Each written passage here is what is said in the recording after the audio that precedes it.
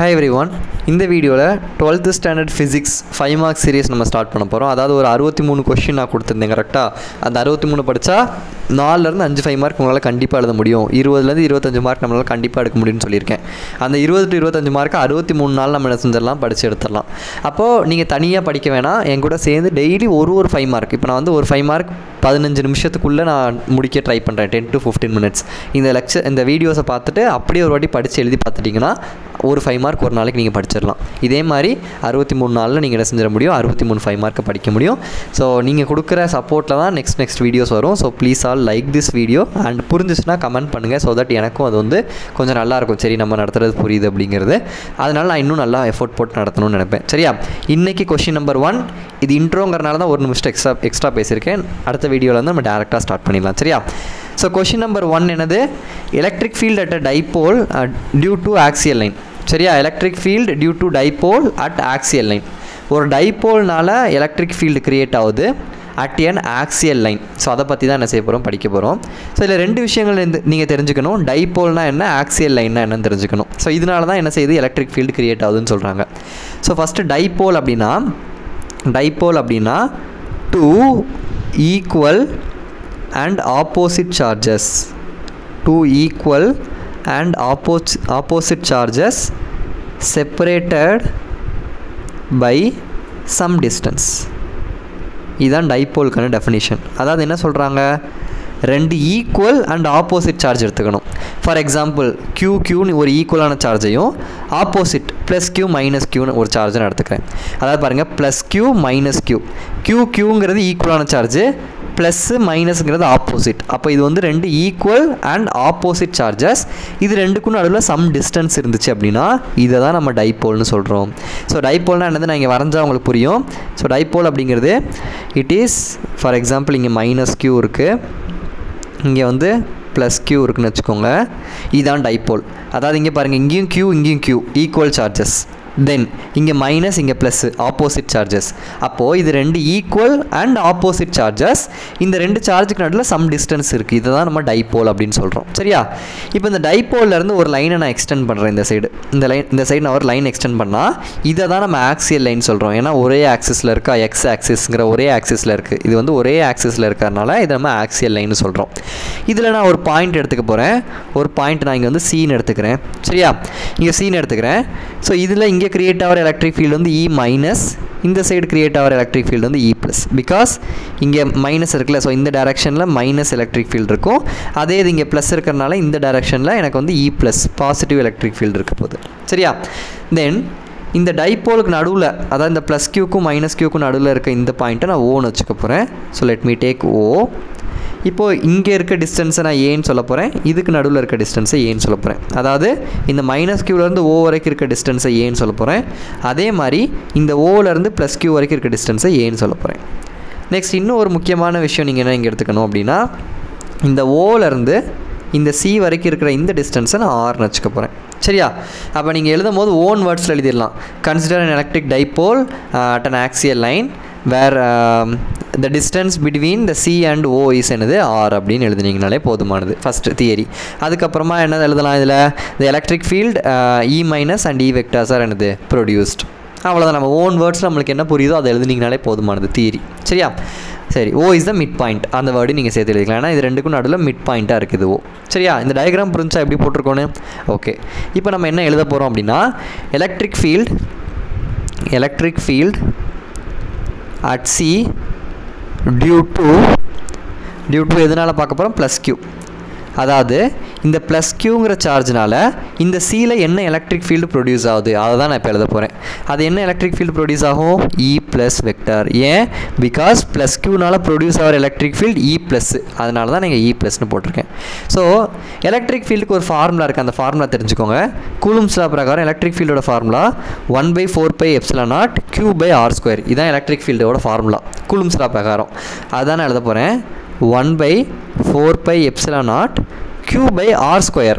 இங்கே டிஸ்டன்ஸ் ரொம்ப முக்கியமான ஒரு விஷயம். ஏன் அப்படின்னா பிகாஸ் இது எதனால் கிரியேட் ஆகுது, ப்ளஸ் க்யூனால் க்ரியேட் ஆகிற ஒரு எலக்ட்ரிக் ஃபீல்டு. அப்போது நீங்கள் ப்ளஸ் க்யூலேருந்து சி வரைக்கும் தான் பார்க்கணும். ஏன்னா இங்கே பாருங்கள் electric field at a point சிங்கிற பாயிண்டில் பார்க்க போகிறீங்க டியூ டு ப்ளஸ் க்யூ. அப்போது ப்ளஸ் க்யூலேருந்து சி வரைக்கும் இருக்கிற டிஸ்டன்ஸ் மட்டும்தான் உங்களுக்கு தேவை.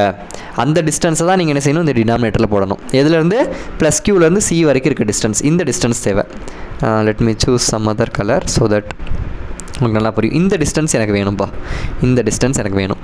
இப்போ நல்லா கவனிங்க, எனக்கு என்ன தெரியும், இந்த ஓலேருந்து சி வரைக்கும் இருக்கிற டிஸ்டன்ஸ் ஆர்னு தெரியும். சரியா, இங்கே டயக்ராம் பாருங்கள்.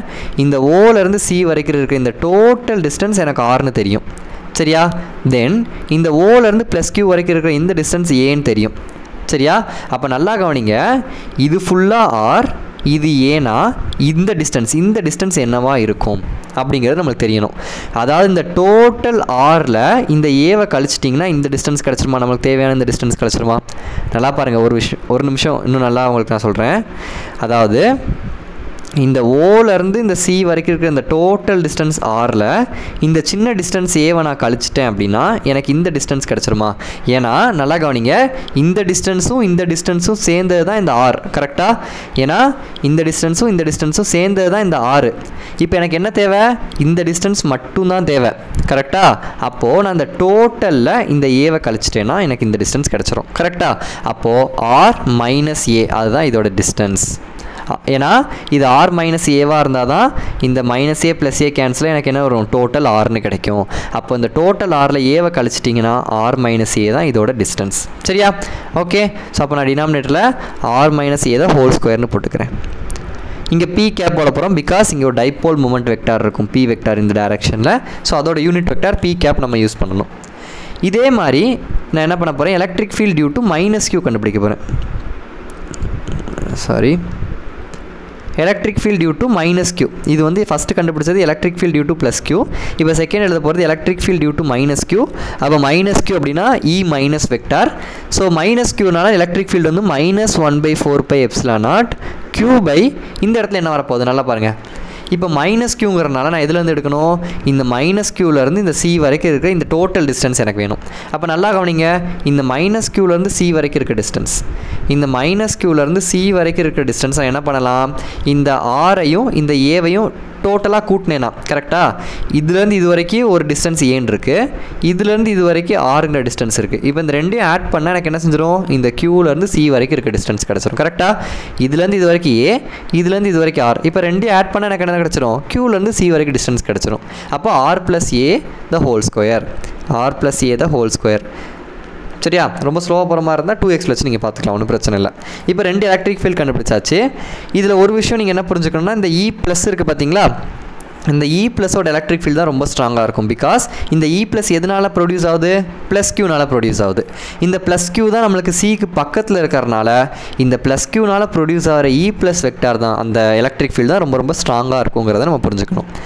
இப்போ நான் டோட்டல் எலக்ட்ரிக் ஃபீல்டு கண்டுபிடிக்க போகிறேன். Total electric field, that is E total vector is equal to E plus vector plus E minus vector. அதாவது E plusங்கிற எலக்ட்ரிக் ஃபீல்டு, E மைனஸ்ங்கிற எலக்ட்ரிக் ஃபீல்டு ரெண்டையும் ஆட் பண்ணிங்கன்னா அதான் டோட்டல். சரியா? ஸோ E plus வெக்டார் என்ன கண்டுபிடிச்சி வச்சுருக்கோம், E plus என்ன கண்டுபிடிச்சிருக்கோம், 1/4πε0 Q by R minus A the whole square into P cap. இதுதான் E plus வெக்டார். அதை எழுதிக்கிறேன், 1/4πε0 Q by R minus A the whole square into P cap plus இங்கே என்ன E minus vector. கரெக்டாக? So E minus vector என்னது, -1/4πε0 Q by R plus A the whole square. அதை எழுதிக்கலாம், -1/4πε0 Q by R plus A the whole square into P cap. So ரெண்டு எழுதியாச்சு. இப்போ இங்கே பாருங்கள், இங்கே ப்ளஸ் இருக்குது, இங்கே மைனஸ் இருக்குது. ஸோ ப்ளஸ் இன்ட்டு மைனஸ் என்ன ஆயிரும், ஆட்டோமேட்டிக்காக மைனஸ்னு வந்துடும். ஸோ அப்போ நான் டோட்டலாக என்ன செஞ்சுக்கலாம், இந்த இடத்துல மைனஸ்னு போட்டுக்கலாம். ஸோ ப்ளஸ் இன்ட்டு மைனஸை நான் மைனஸ் அப்படின்னு மாற்றிக்கிறேன் இந்த இடத்துல. சரியா? 1 minute. ஓகே, ஸோ இந்த இடத்துல நான் என்ன செஞ்சுக்கிறேன், மைனஸ் அப்படின்னு போட்டுக்கிறேன். சரியா? Okay, fine. நெக்ஸ்ட் என்ன, எதெல்லாம் காமனாக இருக்குன்னு பாருங்கள். இங்கே ஒரு 1/4πε0 இருக்குது, இங்கே ஒரு 1/4πε0 இருக்குது. ஸோ ரெண்டுத்துலேயுமே 1/4πε0 காமனாக இருக்குது. ஸோ அதை காமனாக எடுத்துடலாம், 1/4πε0. வேறு என்ன காமனாக இருக்குது, இங்கேயும் க்யூ இருக்குது, இங்கேயும் க்யூ இருக்குது. ஸோ அந்த க்யூவையும் நம்ம காமனாக வெளியே எடுத்துடலாம், க்யூவும் வெளியே வந்துருச்சு. ஸோ மீதி யார் இருக்கா, 1/4 பை எப்சிலான் நாட் காமனாக வெளியே போயிடுச்சு, q காமனாக வெளியே போயிடுச்சு. ஸோ மீதி இருக்கிறது யார், இங்கே ஒரு 1 இருக்குது, கீழே ஒரு r மைனஸ் a ஸ்கொயர் இருக்குது. ஸோ அதை எழுதிக்கலாம் 1/r minus a the whole square minus இங்கேயும் 1/4 பை எப்சிலான் நாட் வெளியே போயிடுச்சு, q வெளியே போயிடுச்சு. ஸோ மீதி 1/r plus a the whole square இருக்குது. So 1/r plus a the whole square. அதே மாதிரி இங்கே ஒரு p கேப் இருக்குது, இங்கே ஒரு p கேப் இருக்குது. ஸோ அதையும் காமனாக வெளியே எடுத்து போட்டுடலாம் p கேப். நெக்ஸ்ட் என்ன பண்ணணும், இதை சால்வ் பண்ணணும். இதை கிராஸ் மல்டிப்ளை பண்ண தெரியும்ல, அதுதான் பண்ண போகிறோம். அடிஷன் ஃப்ராக்ஷன் சால்வ் பண்ண தெரியும்ல, ஸோ அது தெரிஞ்சால் போதும். என்ன பண்ணணும், இந்த டேர்மை இங்கே மல்டிபிள் பண்ணணும், இந்த டேர்மை இங்கே மல்டிபிள் பண்ணணும், அவ்வளோதான். சரியா? அப்போது இங்கே 1 × r + a the whole square, r + a the whole ஸ்கொயர்னு வந்துடும். நடுவில் இந்த மைனஸ் இருக்குது பார்த்தீங்களா, இந்த மைனஸ் அப்படியே போட்டுருங்க. மைனஸ். ஓகே, நெக்ஸ்ட் என்ன பண்ணணும், r - a the whole square × 1 r - a the whole square divided by கீழே இது ரெண்டையும் மல்டிபிள் பண்ணுங்கள். r - a the whole square × r + a the whole square இது ரெண்டையும் மல்டிபிள் பண்ணிக்கோங்க. r - a the whole square × r + a the whole square into p cap. இப்போ இதை என்ன பண்ணலாம், ஜஸ்ட்டு இது வந்து a + b the whole square ஃபார்மேட்டில் இருக்குது, இது a - b the whole square ஃபார்மேட்டில் இருக்குது. எக்ஸ்பேண்ட் பண்ணி எழுதுங்க. So 1/4 by epsilon naught q × r square plus a square plus 2ar. கரெக்டாக? ஃபார்முலா என்னது, a square plus b square plus 2ab இருக்கும்ல. இங்கே பிக்கு பதிலாக ஏபிக்கு பதிலாக r இருக்குது. ஸோ a ஸ்கொயருக்கு பதிலாக r ஸ்கொயர், b ஸ்கொயருக்கு பதிலாக a ஸ்கொயர், அவ்வளோதான் வித்தியாசம். So a square plus b square plus 2ab அந்த ஃபார்மேட் எழுதியிருக்கோம். அதே மாதிரி இங்கே ஒரு மைனஸ் இருக்குது பார்த்தீங்களா, இந்த மைனஸ் அப்படியே போட்டுருங்க. ஸோ மைனஸ் இது r - a the whole square. So அந்த ஃபார்முலா என்னது, r square minus a square r square plus a square minus 2ar. கரெக்டாக? இது a - b the whole square formula என்ன, a square plus b square minus 2ab. ஏக்கு பதிலாக r இருக்குது, பிக்கு பதிலாக a இருக்குது, அவ்வளோதான் வித்தியாசம். சரியா? ஓகே, நெக்ஸ்ட் டிவைடட் பை இது என்ன பண்ணலாம், இங்கே பாருங்கள் r - a the whole square இருக்குது, r + a the whole square இருக்குது. இப்போ இந்த ஸ்கொயரை பார்க்காதீங்க, இது a - b, இது a + bன்னு எழுதலாம். கரெக்டாக?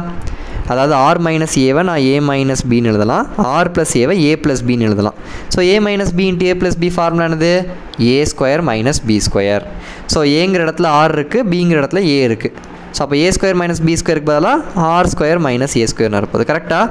அதாவது a + b × a - b நான் எப்படி எழுதிக்கலாம், a ஸ்கொயர் மைனஸ் b ஸ்கொயர்னு எழுதலாம். ஏங்கிற இடத்துல r இருக்குது, அதனால் நான் r ஸ்கொயர் போட்டுட்டேன். பிங்கிற இடத்துல a இருக்குது, ஸோ அதனால் நான் a ஸ்கொயர் போட்டுட்டேன். சரியா? இப்போ இதுக்கு மேலே ஒரு காமனாக ஒரு ஸ்கொயர் இருக்குது பார்த்தீங்களா, அந்த ஸ்கொயரை நான் மேலே போட்டுக்கிறேன். காமனாக ஸ்கொயர்னு போட்டாச்சு இன்ட்டு p கேப். சரியா? நெக்ஸ்ட் என்ன பண்ண போகிறோம், இந்த மைனஸை கொண்டு உள்ளே மல்டிபிள் பண்ண போகிறோம். நல்லா பாருங்கள். இந்த மைனஸை கொண்டு உள்ளே மல்டிபிள் பண்ண போகிறோம். சரி, அப்போ என்ன வரும், இங்கே கீழே எழுதிட்டா முடியுமா, 1/4 by epsilon naught into q into r square plus a square plus 2ar minus r ஸ்கொயர்னு வந்துடும். கரெக்டாக? இங்கே ப்ளஸ் இன்ட்டு இங்கே மைனஸ் இருக்குது, இங்கே ப்ளஸ் இருக்குது. So plus into minus r ஸ்கொயர்னு வந்துடும் இந்த இடத்துல.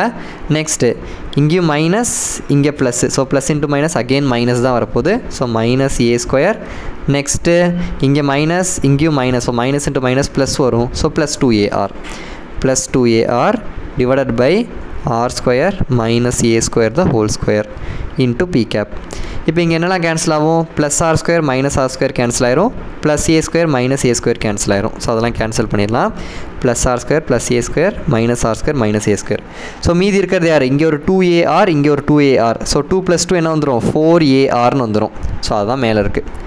ஸோ 1/4 பை எப்சிலான் நாட் மேலே வந்து 4ar இருக்குது டிவைடட் பை யார், r square minus a square the whole square இருக்குது. r square minus a square the whole square into p cap. இங்கே q இருக்குது, நான் மறந்துட்டேன் எழுதுறதுக்கு. இங்கே ஒரு q இருக்குது பார்த்தீங்களா, இந்த q இருக்குது, அதே மறந்துடாதீங்க. நெக்ஸ்ட் என்ன பண்ண போகிறோம் அப்படின்னா, இங்கே ஒரு அப்ராக்சிமேஷன் எடுக்க போகிறோம். தட் இஸ் என்ன எழுத போகிறோம் அப்படின்னா, r is very very greater than ஏன்னு எழுத போகிறோம்.